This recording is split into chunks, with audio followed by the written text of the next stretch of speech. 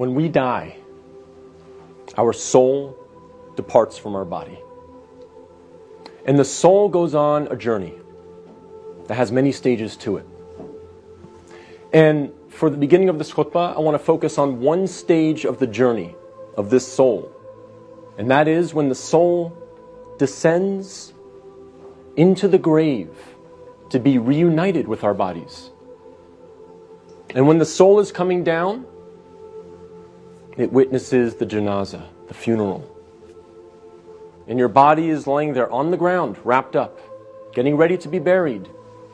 And you're descending and you're seeing this, and you're hearing it, you're experiencing it.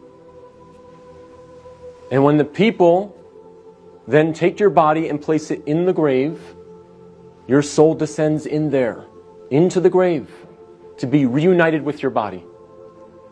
And then your loved ones, your friends who were there at your janazah, they will start shoveling dirt, start picking up dirt with their hands and placing it in the grave, throwing it on top of you. And you will feel it fall on top of you. And they will do this until you are completely covered up. And you will be there in the grave, covered up. And you will have consciousness. You will be alive. Not physically, obviously, but your soul will experience this.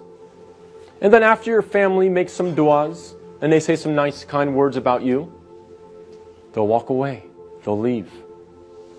And you will hear their footsteps, as the Prophet, peace and blessings be upon him, said, that you will hear their footsteps as they walk away.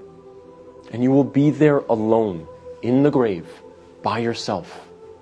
Darkness, silence. What happens at that point?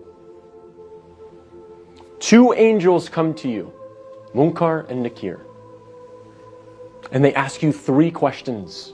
Perhaps the most important questions you will ever be asked, and the three most important questions you will ever answer.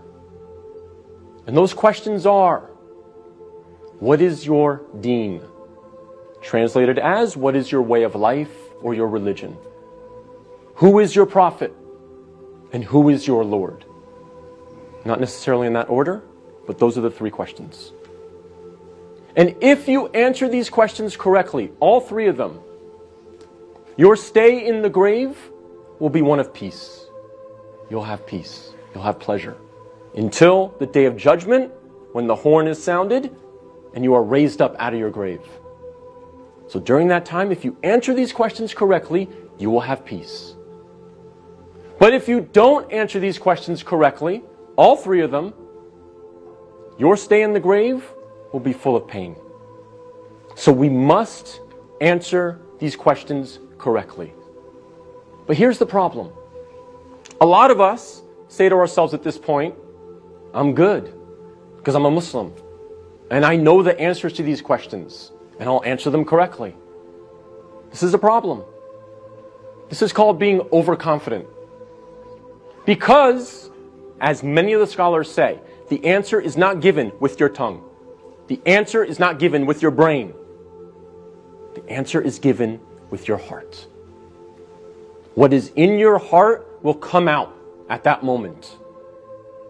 And so if you lived your life not praying, not striving to implement Islam, not striving to understand the Quran to the best of your ability, if you spent your life not really striving to be a Muslim, a true Muslim, trying to practice, then Islam really was not in your heart.